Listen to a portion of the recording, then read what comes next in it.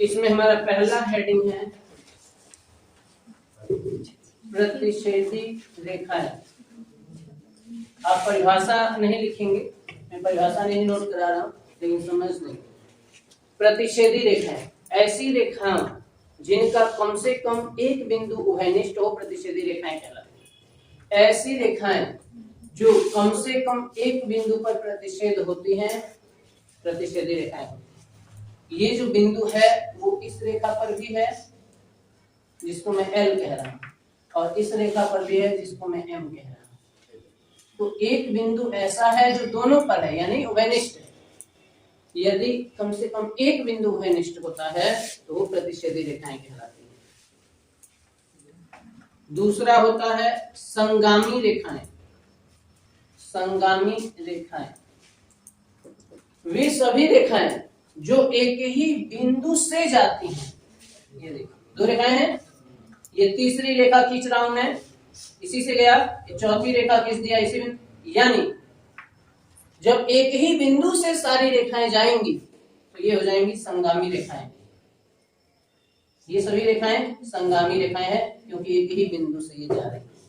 आप लोगों की क्लास जब ओवर होगी और यहाँ से आप चलेंगे अलग अलग रास्तों पे, अलग अलग जगहों पे, अपने अपने घर की तरफ, तो निकले तो यहीं से हैं सब के सब, तो आप लोग संगामी रहेंगे क्योंकि एक जगह आप इकट्ठे हुए हैं और यहीं से आप सभी लोग दूर चलने लगेंगे। एक बिंदु है जो सभी रेखाओं के लिए उभयनिष्ठ है, तो ये संगामी है। संगामी तो ये भी है, प्रतिच्छेदी ये भी है, ये भी प्रतिच्छेदी रेखा है, एक बिंदु पर कट रहे हैं, ये प्रतिच्छेदी तो है ही, संगामी भी है और ये भी संगामी। समांतर रेखाएं, समांतर रेखाएं ऐसी रेखाएं जिनके बीच का अंतर समान रहता है, अर्थात जिनके बीच की लंबवत दूरी न तो घटती है और न ही बढ़ती है। जैसे ये वाला मान लो x है तो ये x ही रहेगा हर जगह, यानी मान लो आपके अकॉर्डिंग ये 5 है, 5 सेंटीमीटर, तो यहाँ भी 5 सेंटीमीटर ही रहेगा। आगे चलते जाओ, ये बोर्ड पूरा खत्म हो जाए, ये पूरी दीवार खत्म हो जाए, यहाँ से 4 किलोमीटर दूर चले जाओ, यहाँ से बलिया तक चले जाओ, इनके बीच की दूरी न घटेगी न बढ़ेगी, न तो ये एक दूसरे से दूर होंगी और न एक दूसरे के पास आगे काटेंगे, तो ये समांतर है। ऐसी रेखाएं जिनके बीच की लंबवत दूरी समान होती है समांतर रेखाएं कहलाती हैं। अब होता है तिर्यक रेखाएं, चौथा पॉइंट, तिर्यक रेखाएं। तिर्यक रेखा में एक ऐसी रेखा होती है जो दो समानांतर रेखाओं को प्रतिच्छेद कर देती है, काट देती है। तिर्यक रेखा में ये मत समझना कि ये समानांतर है और ये तिर्यक है, नहीं, ये प्रतिच्छेदी है क्योंकि एक दूसरे को काटते हैं। और तिर्यक रेखा में एक ऐसी रेखा होती है जो दो समांतर रेखाओं को काट देती है। जैसे ये समांतर रेखा हो गया, इसका नाम L है और इसका नाम M है, और ये एक प्रतिच्छेदी रेखा जो दो समांतर रेखाओं को काट देती है, वो रेखा प्रतिच्छेदी रेखा। तो N यहाँ पर N एक प्रतिच्छेदी रेखा, सॉरी तिर्यक रेखा है, प्रतिच्छेदी में कह रहा हूं, तिर्यक रेखा। दो समांतर रेखाओं को अगर कोई रेखा काट दे रही है तो उस रेखा का नाम तिर्यक रेखा रहेगा। हाँ, तिर्यक रेखा और समानांतर के लिए भी होता है। जैसे यहाँ पर ये एक सीधा है बट ये ऐसे जा रहा है, तो ये तो समानांतर नहीं है, तो ये दोनों रेखाएं समानांतर नहीं है, लेकिन फिर भी ये रेखा अगर काट रही है तो इस रेखा का नाम तिर्यक रेखा रहेगा। तो समानांतर हो या असमानांतर हो, दोनों को काट दे रही है तो इस रेखा का नाम तिर्यक। तिर्यक रेखा कौन सा है मुझे बताना, तो ये L है, M है या N है? N है। और ये L और M क्या है? असमानांतर रेखाएं, और L और M यहाँ पर समानांतर रेखाएं। अब हम लोग पढ़ लेते हैं किरण रेखा का, पांचवा टॉपिक पढ़ लेते हैं किरण, और छठवां टॉपिक पढ़ लेते हैं रेखा खंड। किरण ऐसी रेखा जिसका एक अंत्य बिंदु पता हो, यानी हमें पता है कि ये कहां से निकली है, लेकिन कहां जा रही है ये नहीं पता है। ये कहां तक जाएगी? अनंत तक जाएगी, लेकिन निकली कहां से है ये पता है। यानी ऐसी रेखा जिसका एक बिंदु ज्ञात हो, एक अंत्य बिंदु, अंत्य, अंत नहीं कह रहा हूं मैं, अंत्य, अंत्य मतलब प्रारंभिक या अंतिम, दोनों में से कोई एक, जहां से वो स्टार्ट हो या जहां वो अंत हो। तो ऐसी रेखा जिसका केवल एक अंत्य बिंदु पता हो, किरण कहलाती है। इसी वजह से हम लोग कहते हैं प्रकाश की किरणें, टॉर्च से किरण निकलती, बल्ब से किरण निकलती, क्योंकि हमें यह पता है कि वो स्टार्ट कहां से हो, लेकिन ये नहीं पता है कि वो जा कहां तक हो। जैसे टॉर्च आप जला रहे तो आपको पता है कि उसी बल्ब से स्टार्ट हुआ है, उसी बल्ब से वो किरणें निकली हैं, लेकिन कहां तक जा रही हैं ये हमें नहीं पता। सूर्य की किरणें, हमें पता है कि सूर्य से वो प्रकाश किरणें निकली हैं, लेकिन जा कितनी दूर तक रही हैं ये नहीं पता है। ये ट्यूबलाइट, यहीं से किरणें निकली, लेकिन जा कहां तक रही है, दरवाजा खुला हुआ है और ये किरणें बाहर निकल के कहां तक जा रही हैं, धीरे धीरे कमजोर पड़ती जाती हैं, लेकिन बहुत दूर तक चली जाती हैं, उसे अनंत ही कहा जाता है। टॉर्च की किरणें भी अनंत तक जाती हैं, सूर्य की किरणें भी अनंत तक जाती हैं। तो एक प्रारंभिक बिंदु या अंत बिंदु पता हो, लेकिन दूसरा बिंदु पता नहीं हो। रेखाखंड में दोनों अंत बिंदु पता होता है। ऐसी रेखा जिसके दोनों अंत बिंदु ज्ञात हो, रेखाखंड कहलाते हैं। तो यहाँ पर एक बिंदु यहाँ पता है हमें कि ए है, इसका एक ही बिंदु पता था, लेकिन इसमें रेखाखंड में दोनों बिंदु पता है कि ए और बी। इसी वजह से त्रिभुज, चतुर्भुज, पंचभुज या कोई आकृति रेखाखंड से बनता है, क्योंकि हमें पता होता है कि त्रिभुज की भुजाएं कहां से कहां तक लेनी है। यहां से स्टार्ट हुआ और यहां खत्म हुआ, दोनों बिंदु हमें पता है, इस वजह से त्रिभुज रेखाखंड से बनता है। रेखाखंड में दोनों अंत बिंदु ज्ञात होते हैं और किरण में केवल एक बिंदु ज्ञात होता है। अब यहां दिया हुआ है संरेख बिंदु, संरेख बिंदु। तो अभी अभी थोड़ी देर पहले मैंने संरेख के बारे में जिक्र किया था। 3 या 3 से अधिक ऐसे बिंदु जिनसे एक रेखा खींची जा सके या जो एक ही सीध में स्थित हो, संरेख कहलाता है। 3 या 3 से अधिक, 2 नहीं, 2 बिंदु हमेशा संरेख होते, कहीं बनाओ, ये लो 2 बना दिया तो आप रेखा खींच सकते हो।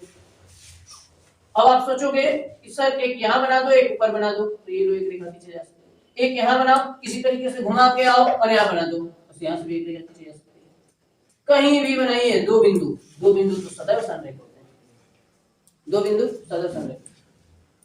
आप कहीं भी बैठे हो, इसमें कितने इतने सारे लोग हैं, कहीं भी बैठे हो, मैं एक धागा लेता हूं, रस्सी, और एक रस्सी में पकड़ता हूं, एक आपको पकड़ा सकता हूं, अब बोलूंगा टाइट खींच के रखो, कोई भी बच्चा इसमें पकड़ सकता है। बैठे बैठे वहीं पे दे दिया रस्सी हमको, लो पकड़ लो आप, वो खींच ले, तो मैं और वो क्या हो गए, संरेख हो गए, क्योंकि एक ही रेखा पे। कोई दूसरा बच्चा ले ले तो मैं उसके साथ संरेख हो जाऊंगा, कोई तीसरा बच्चा ले लेगा तो मैं उसके साथ संरेख हो जाऊंगा, क्योंकि रस्सी तो सीधी रहेगी, टाइट खींच के हम रख लेंगे। तो क्या सिचुएशन है कि 2 बिंदु तो हमेशा संरेख होते ही हैं, इसलिए मैं बता रहा हूं कि 3 या 3 से अधिक बिंदु यदि एक ही रेखा पर स्थित है या एक ही सीध में स्थित है तो उन्हें संरेख बिंदु कहते हैं। 2 तो हमेशा, अब यहाँ पर ये 3 बिंदु हो गए, और 3 बिंदुओं से अगर सीधी रेखा जा पा रही है तो ये तीनों बिंदु संरेख हैं। देखिए एक बिंदु यहाँ 2 है और यहाँ 3। और संरेख में एक यहाँ है, एक यहाँ है और थोड़ा सा नीचे। अब इसे मिलाकर बताओ क्या करूं मैं तीनों में? रेखा खींचनी, रेखा सीधी रहती है, कर्व नहीं, वक्र नहीं बनाना है, गोल नहीं घूम सकते आप सीधा ही जाओ। तो अगर इन दोनों को मेंटेन करोगे तो ये छूट जाएगा ना, और अगर इन दोनों को मेंटेन करोगे तो ये छूट जाएगा, अगर इन दोनों को मेंटेन करोगे तो ये वाला छूट जाएगा, कोई एक छूट जाएगा तो ये हो जाएगा असंरेख। लेकिन 2 तो हमेशा संरेख है। देखो इससे इसको मिला दिया तो 2 बिंदु संरेख हो गए, इसको A को B से मिला दिया संरेख हो गए, B को C से मिला दिया संरेख हो गए, A को C से, तो 2 बिंदु सदैव संरेख हैं, लेकिन 3 बिंदुओं का संरेख होना जरूरी है। संरेख बिंदु 3 या 3 से अधिक ऐसे बिंदु जो एक ही रेखा पर स्थित हो अथवा एक ही सीध में स्थित हो, संरेख कहलाते हैं। संरेख बिंदु कौन सा इसमें से आपको दिक्कत आ रही है बताइए, कौन सा टॉपिक ऐसा है जो आपको समझ नहीं आता? एक ही साथ ज्यादा बता दिया हूं क्या? ये ठीक है, ये प्रतिच्छेदी जिसका कम से कम एक उभयनिष्ठ बिंदु, ऐसी रेखाएं जो कम से कम एक बिंदु पर काटती हैं प्रतिच्छेदी रेखाएं। संगामी वे सभी रेखाएं जो एक ही बिंदु से प्रारंभ होती हैं अथवा एक ही बिंदु से जाती हैं, कोई भी कहना है, वे सभी रेखाएं जो एक ही बिंदु से जाती हैं संगामी रेखाएं। ये जितनी रेखाएं सब संगामी है। समानांतर रेखा ऐसी रेखाएं जिनके बीच की लंबवत दूरी में कोई परिवर्तन नहीं होता, जिनके बीच की लंबवत दूरी सदैव समान रहती है, कुछ भी कह लो, जो एक दूसरे को कभी प्रतिच्छेद नहीं करती हैं, समानांतर रेखाएं कहलाती हैं। तिर्यक रेखा ऐसी रेखा जो दो समानांतर अथवा असमानांतर रेखाओं को प्रतिच्छेद कर देती है, तिर्यक रेखा कहलाती है। ये समानांतर रेखाओं को प्रतिच्छेद कर रही है, ये असमानांतर रेखाओं को, दोनों तिर्यक रेखाएं हैं। किरण ऐसी रेखा जिसका एक अंत बिंदु ज्ञात हो परंतु दूसरा अंत बिंदु ज्ञात नहीं हो, किरण कहलाता है। रेखाखंड ऐसी रेखा जिसके दोनों अंत बिंदु ज्ञात हो, रेखाखंड कहलाता है। देखिए 2 जगह बिंदु बनाए हो। संरेख 3 या 3 से अधिक ऐसे बिंदु जो एक ही रेखा पर, इसे तो ऊपर देख रहे हो ना संरेख है, और नीचे वाला संरेख नहीं है। आप बस हेडिंग लिखेंगे, उसका आगे डायग्राम बनेगा। जैसे मैंने किया बोर्ड पर वैसे हेडिंग लिखेंगे, डायग्राम।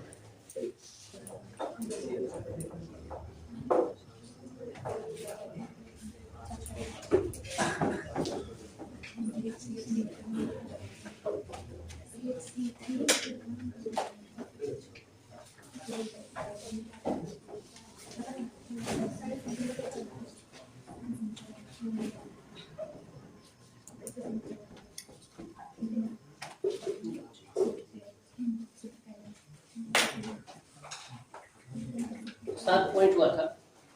जब तक जैसे मैथ्स में क्या होता है जनरली कि आप लोग एक्सरसाइज स्टार्ट कर देते हैं, एक्सरसाइज स्टार्ट कर देते हैं, उस समय जो क्वेश्चन में लैंग्वेज आता है, समपाती है या संरेख है या न्यूनकोण है, तो यहाँ मुश्किल हो जाता है, थोड़ा सा टफ लगने लगता है समझना। इसलिए पहले हम लोग इंट्रोडक्शन ही पढ़ेंगे। इंट्रोडक्शन में जो हेडिंग जो आपको समझ में आ जाएगा कि संपूरक कोण क्या होता है, कोटिपूरक कोण क्या होता है, उसके बाद एक्सरसाइज स्टार्ट करूंगा तो आसान हो जाएगा। तो अभी हम लोग और कुछ पॉइंट्स को पढ़ते हैं। संपाती रेखाएं कौन बता रहा है बच्चों, कौन सी रेखाएं संपाती होती है? 8वां पॉइंट है, कोई पहले से जानता हो तो बताओ। 8वां पॉइंट है, बात नहीं आपस में, आप सीधा आंसर बताइए। संपाती रेखाएं देखो ऐसी रेखाएं जिनका प्रत्येक बिंदु भयनिष्ठ हो। अगर केवल एक बिंदु भयनिष्ठ होता है तो प्रतिच्छेदी रेखाएं कहलाती हैं। और ऐसी रेखाएं जिनके सभी बिंदु भयनिष्ठ हो, एक के ऊपर 2 बार लाइन खींचे लेकिन आपको दिख रहा है एक ही। अगर ऐसा होता है, मैं एक रेखा खींच दिया, इसके ऊपर दूसरी रेखा खींच दी और दिखे एक ही, तो ये संपाती। संपाती का मतलब ओवर ठीक एक दूसरे के ऊपर, है ना, संपाती रेखा जाएंगे जिसका हर बिंदु भयनिष्ठ।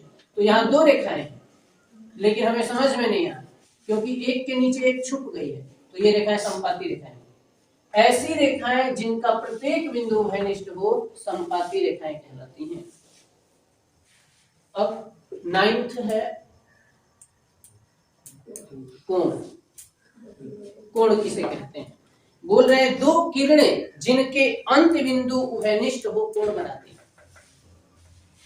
2 किरणों के अंत बिंदु मिलने से कोण बनते हैं। तो एक किरण ये रही जिसका एक अंत बिंदु है और दूसरी किरण ये रही जिसका एक अंत बिंदु, तो 2 किरणों के अंत बिंदु के मिलने से कोण बनता है, तो यही कोण है। अब ये कोण के प्रकार क्या होते हैं? कोण के प्रकार बहुत आसान है। कोण किसे कहते हैं, लेकिन ज्यादातर बच्चों से पूछ दो कोण किसे कहते हैं तो उन्हें आइडिया नहीं। आप ध्यान रखेंगे 2 किरणों के अंत बिंदु के मिलने से कोण बनता है। कोण के प्रकार, इसमें कोण के बहुत सारे प्रकार हैं, उसमें से हम लोग स्टार्ट करते हैं ABCD करके। सबसे पहले आ जाइए न्यून कोण। ऐसा कोण जो 90 अंश से छोटा, यानी 90 अंश से छोटे कोण को न्यून कोण कहते हैं। न्यून, यहां से ये है अंत बिंदु A, ये है B और ये है C। यहां पर थीटा लिख रहा हूं, लेकिन थीटा क्या है, यानी कोण का संकेत है थीटा। थीटा क्या है? छोटा है 90 अंश। 90 अंश से छोटा हुआ तो न्यून कोण है। दूसरा इसका टाइप हो जाएगा समकोण। नाम याद रखना है और ये याद रखना है कि क्या बताया जा रहा है, 90 से छोटा बताया जा रहा है। समकोण, समकोण होता है 90 अंश। ये एकदम एक दूसरे पर लंबवत होते हैं, ऐसे ये 90 अंश बनता है सीधा। जैसे आपके घर का फर्श और दीवार जो खड़ी है वो 90 अंश पे है, ये है थीटा, यहाँ पर कितना हो गया 90 अंश के बराबर हो गया समकोण। जैसे कोई मीनार बनाई जाती है, कोई ईंट बनाने वाली चिमनी बनाई जाती है, कोई दीवार बनाया जाता है, घर बनाया जाता है, तो इन सबको पृथ्वी के साथ सीधा रखा जाता है, कहीं गिरे नहीं, ग्रेविटी की वजह से, ग्रेविटेशनल फोर्स की वजह से वो गिर नहीं जाए, इस वजह से उसका गुरुत्व केंद्र उसके बीचों बीच छूट जाता है। ये अलग टॉपिक है, बाद में समझाया जाएगा। अभी ये ध्यान रखेंगे कि ऐसा कोण जिसका मान 90 अंश होता है समकोण। अब समकोण से कुछ बड़ा भी होता है, यानी 90 अंश से कुछ कोण बड़े हो जाते हैं, जिसको अधिक कोण कहेंगे। अधिक कोण, अधिक कोण का मतलब है एक्यूट एंगल, ऑब्ट्यूज एंगल, अधिक कोण। ऐसे कोण जिसका मान 90 से अधिक परंतु 180 से कम होता है। यहां अगर मैं थीटा लिख दूं, ये बिंदु O है, बच्चों ध्यान दो, ये B है और यहाँ थीटा लिख दिया मैंने, तो थीटा की कंडीशन ये है कि थीटा बड़ा हो जाएगा 90 से, लेकिन छोटा रहेगा 180। सिर्फ ये नहीं कह सकते कि 180 से छोटा है, 180 से छोटा तो 45 भी है, लेकिन 45 तो आ जाएगा न्यून कोण में, क्योंकि वो 90 से भी छोटा है। तो अधिक कोण 90 से बड़ा होता है, एक्यूट एंगल 90 से बड़ा ही रहे, लेकिन 180 से छोटा है। अब चौथा आ जाएगा रैखिक कोण। रैखिक कोण को ऋजु कोण भी कहते हैं और स्ट्रेट लाइन बोलेंगे, ऋजु कोण, इसको स्ट्रेट लाइन एंगल भी कह सकते हो, वहां कोण है ना, एंगल कह देते हैं। इसमें एकदम सीधा होता है, ये यहां से एक किरण राइट साइड में गई और एक लेफ्ट में, अब यहाँ जो बीच में बना ये 180 अंश, तो थीटा बराबर 180। वह कोण जिसका मान 180 अंश होता है ऋजु कोण, रैखिक कोण। क्या सरल कोण नहीं कहलाता, क्या सरल कोण भी कहलाता। तुम्हारे भी 2-2, 3-3 नाम रख देंगे, एक आज ही रखते क्या हैं, कोई नामकरण कर देंगे तुम्हारा, तो तुम उसी नाम से जाने दो, सब लोग वही बोलने लगे। तो होता है ना, कई निकनेम भी होते हैं, इसको कई नामों से, सरल कोण भी इसी को कहते हैं। अब ये पांचवा बृहत कोण, बृहत कोण, और बृहत कोण को रिफ्लेक्स एंगल, क्या आपको क्या लग रहा है, क्या मान मुझे पता है, सब लोग जानते हो, फिर भी हमें स्टार्ट से ही पढ़ना था, हम शुरू से बता रहे। देखिए A और B 180 से बड़ा, 360 से कम, तो ये जो यहाँ ये पॉइंट है O, और इधर बना के ऐसे में थीटा लिख दे रहा हूं। यहाँ पर थीटा क्या है कि बड़ा है इससे 180 से, लेकिन छोटा है 360 से, और जो 360 हो जाएगा तो क्या बोलेंगे, संपूर्ण। अंतिम बचा है संपूर्ण, संपूर्ण कोण हो जाएगा 360 अंश का, उसको भी बना देंगे। पहले बस हेडिंग लिखो, डायग्राम बनाओ।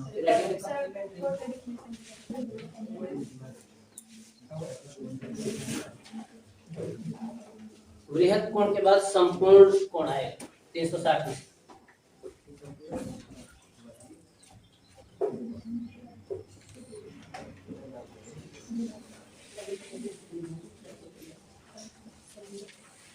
देखिए संपूर्ण कोण कंप्लीट एंगल बोलते हैं इसको, 360 अंश का। ये लाइन क्या करेगी कि राउंड करके वापस ऐसे आ जाएगी 360। जैसे ये मार्कर है, यहां से मैं इसको पकड़ लूंगा और ये रेखा है, ये ऐसे जाएगा, ऐसे घूमते हुए ये वापस यही है ना, जैसे घड़ी की सुइयां 12 से चल के घूमते हुए और वापस 12 पे आ जा रही हैं, तो ठीक है संपूर्ण। अब कोटिपूरक कोण, कोटिपूरक कोण,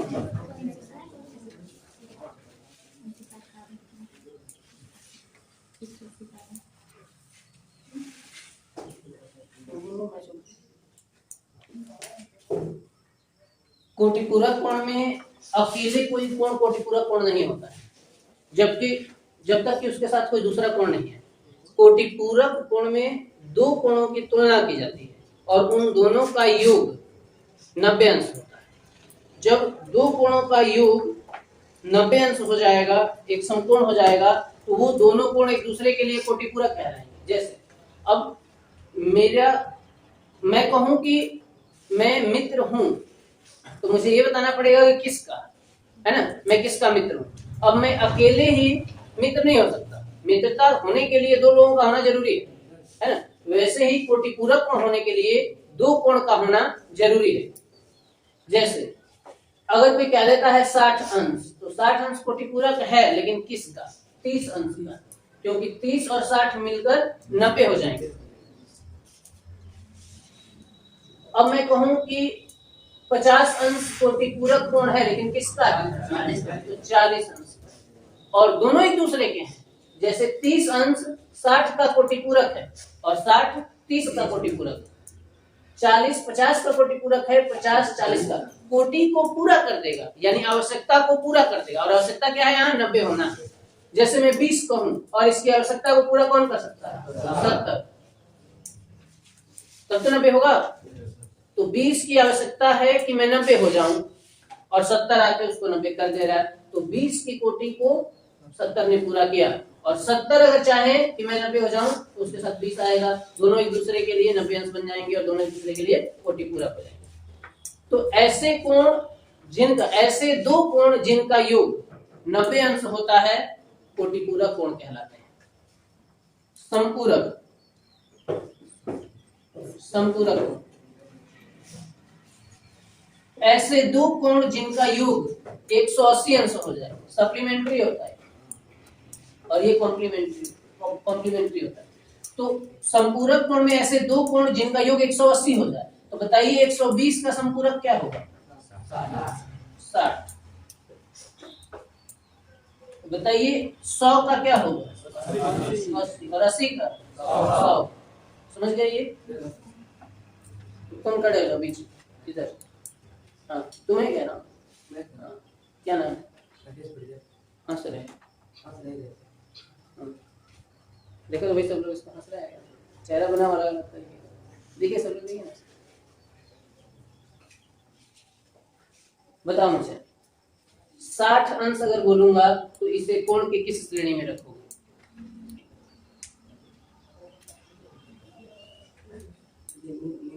न्यून कोण। 90 अंश समकोण। 120 अंश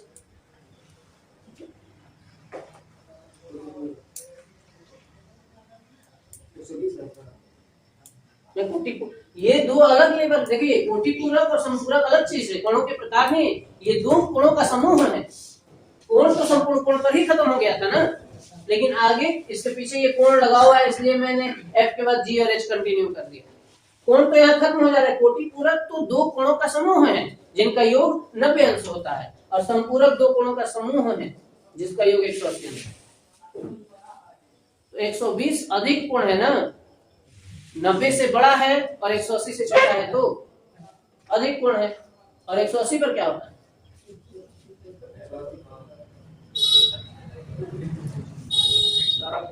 सरल कोण होता है, रिजिड कोण होता है, स्ट्रेट लाइन। अब बताओ मुझे कि संपूरक कोण किसे कहते हैं? वह कोण जो ऐसे दो कोण जिनका योग 180 अंश होता है, एक दूसरे के लिए संपूरक कोण कहलाते हैं। तो लास्ट में जब आपका संपूर्ण कोण समझ ही रहे हैं, 360 एक ही बचा हुआ था। ये डायग्राम बनाने के बाद जब आपको कोटिपूरक लिखना है हेडिंग, तो मैं कोटिपूरक की लैंग्वेज बोल रहा हूँ, उसकी परिभाषा क्या है और उदाहरण बता रहा हूँ। फिर संपूरक का परिभाषा बताऊंगा और उदाहरण बताऊंगा। तो बस आप संपूर्ण कोण को पूरा करिए, और ध्यान रखो तुम भी बात मत करो क्लास में, और टॉपिक के एक्स्ट्रा हमें हंसते हुए पढ़ना है ना, तो हमें ऊर्जावान रहना है, खुश रहना है, लेकिन क्लास में रहना है, और फालतू टॉपिक